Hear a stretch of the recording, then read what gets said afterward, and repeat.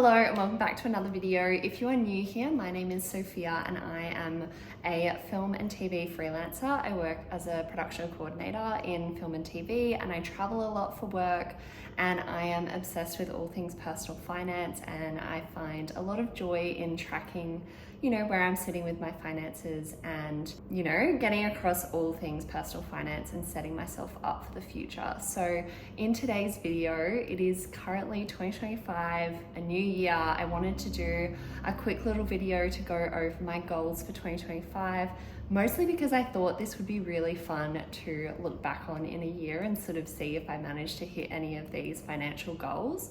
So yeah, let's get into it. So first things first, just a little disclaimer, none of what I'm sharing is financial advice. This is just my personal experience and my personal goals. So if you're looking for financial advice, please seek that from a professional financial advisor. That is not me.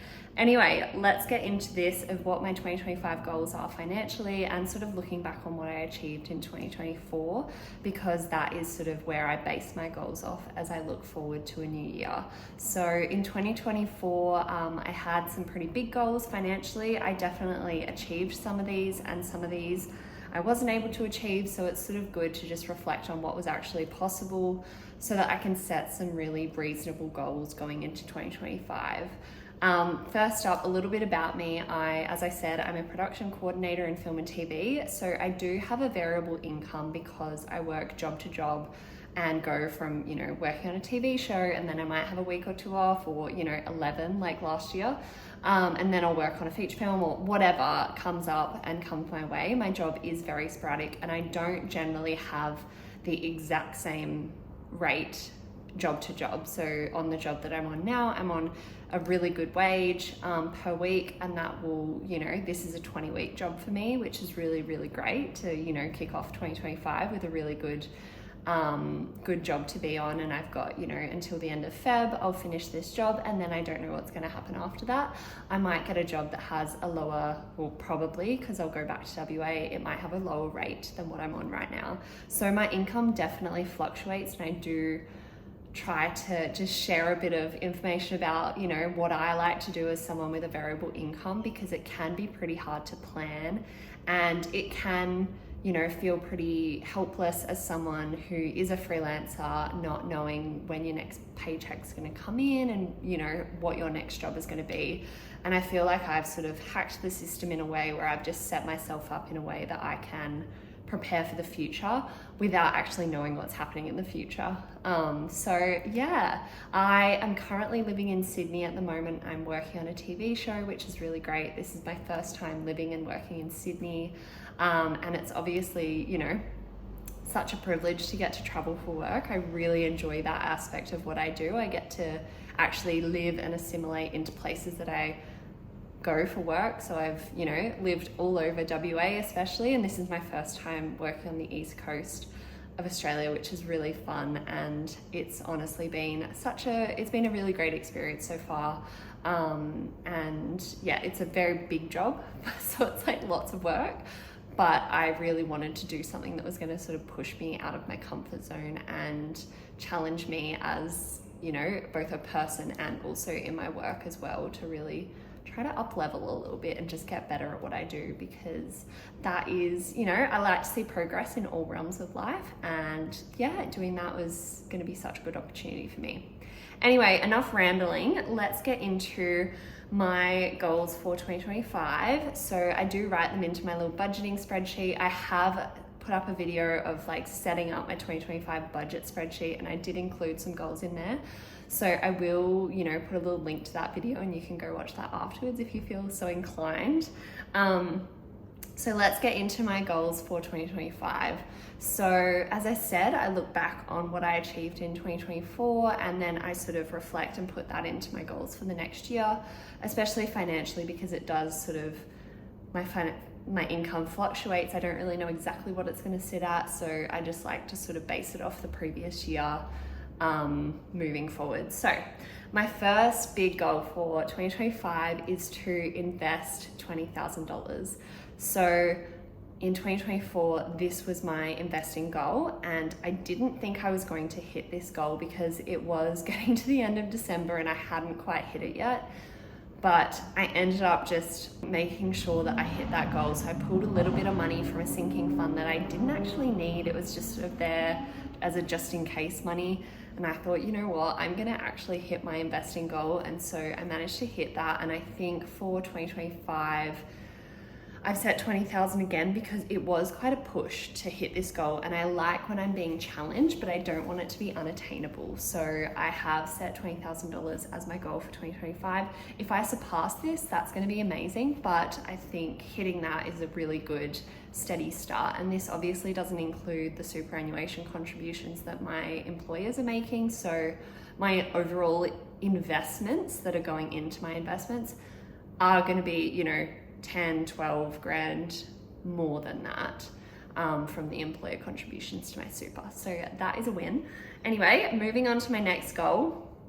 As you would have seen in another video I did about my net worth, go and watch that one if you're interested. I recently hit, in December, I hit 100K net worth, which is genuinely huge. My goal was to hit this by 30 and I'm only 27. I'm turning 28 this year in February. And I can't believe I hit that goal already. So my goal going into 2025, and you know, by the end of 2025, I would love to hit 150K net worth.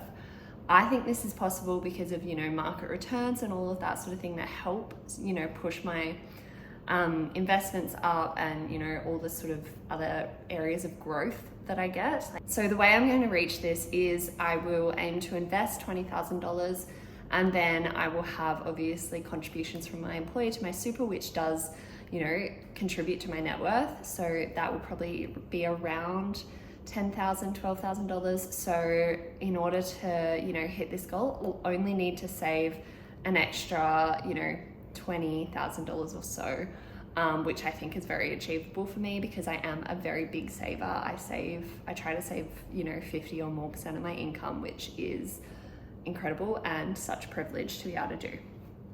My next goal, number 3, is to have multiple 5-figure months. So I've actually done this for the past few years, and I always put it as a goal of mine because it's sort of a barometer of my success in terms of, you know, having very consistent work and earning a really good income. And I love to sort of have this as a goal for the year, and eventually maybe I'll, you know, crank this up to be, you know, over 15,000 a month or something, depending on where my income is sitting in a few years. But I really like to just have that as a base goal. My next goal in 2025, I really want to earn some money from social media or another realm so that I have some money coming in from elsewhere, because I really have pared back sort of my income streams to mostly just come from my day-to-day work as a production coordinator, because we do work, you know, 60-hour weeks. So having side hustles and stuff like that isn't exactly the most sustainable for me. I have done that in the past and it just really burnt me out. So it's my goal to have a little bit of extra income from, I don't know, from YouTube or something in the future. That would be amazing to hit by the end of 2025. Okay, so my next goal on my financial goals for 2025 is to look into purchasing a home, or, you know, the process of going through, you know, buying a home. It is a pretty tough market out there, so this isn't necessarily a firm goal. It's just something that I know we'll be looking towards doing in the next couple of years, and I don't know where this will be or, you know, how this is going to unfold exactly, but I just like to have this on my goals for the year because I am, you know, obviously putting money aside into a house savings account. And so I'm slowly growing this, and I, you know, it is quite a bit of money to just have sitting in savings. So, you know, it is to go somewhere eventually and to be able to buy something, but I don't know what this is going to look like, but it is a goal for the year to start that process of looking into purchasing a property in some aspect. On top of this goal, I do want to hit 50,000 in my house savings account. So I think it's currently sitting at 42,000. So I do want to save another, $10,000 or so for the year, which would be really good. And it's also great for my, bank interest and whatnot, because I do get quite a bit of interest on that account, which is amazing, and good passive income.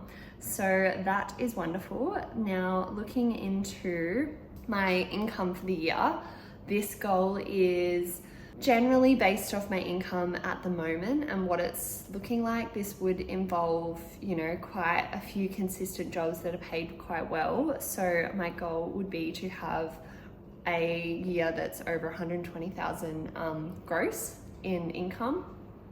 And I think this might be achievable. My income for 2024 gross was about $108,000. So if I was able to, increase this a little bit, and granted I did have 11 weeks off during that 2024 year. So if I was, to work pretty consistently for the year, then I think I might be able to hit that $120,000 gross. Now this does include my, I do put in, like dividends and things like that into my income for the year.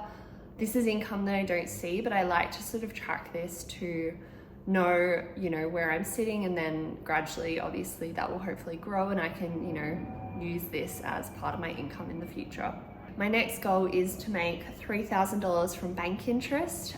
So I think we're well on track to do that for 2025. My next and final goal that I have sort of written on my spreadsheet is to make $2,000 in dividends. So making $2,000 in dividends would be absolutely incredible and shows the power of, compound growth. So I made almost 1,100 in 2024. So who knows if I hit this? This is just sort of a goal to try and reach, and would be amazing if I was able to hit that, because that's a week's wage covered.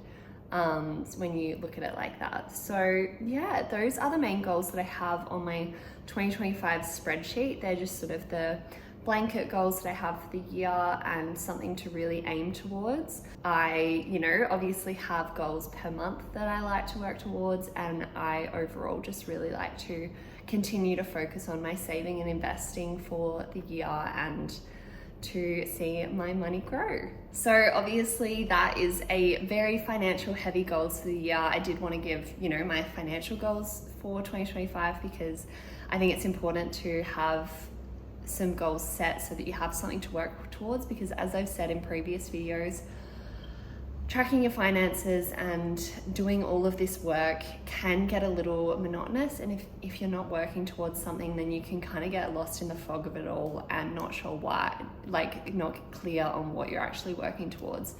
So I like to have goals for the year laid out so that I have a clear picture of what I want to do, and also to break that down month to month. So, if my goal is to have invested $20,000 by the end of the year, that does mean I need to invest at least $1,666 per month. And so I'm sort of adding that into my spreadsheet and checking that off each month, hopefully, so that I can actually hit that goal by the end of the year.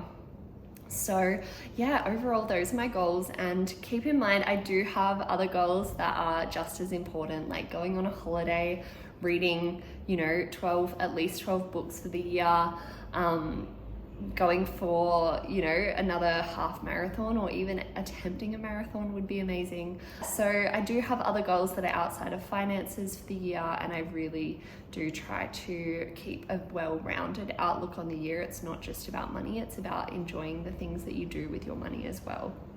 So in saying that, I have already booked a Japan's snowboarding trip, which will be really fun. So yeah, there's lots of things to look forward to, I think, for 2025. I'm very excited, and I'm keen to see what this year entails, both financially and also in all other aspects of my life. Okay, so thank you so much for watching. I really hope you enjoyed listening to my goals for the year. If you have any goals for 2025, I'd love to hear what they are, because I really like listening to what other people are wanting to achieve for the year, and if you have goals that I might be interested in trying to achieve myself, because I think I take a lot of inspiration from other people as well. But yeah, if you enjoy this video, please make sure to like it or leave a comment. That would mean a lot to me. And hopefully I'll see you in the next one. Thanks so much. Bye.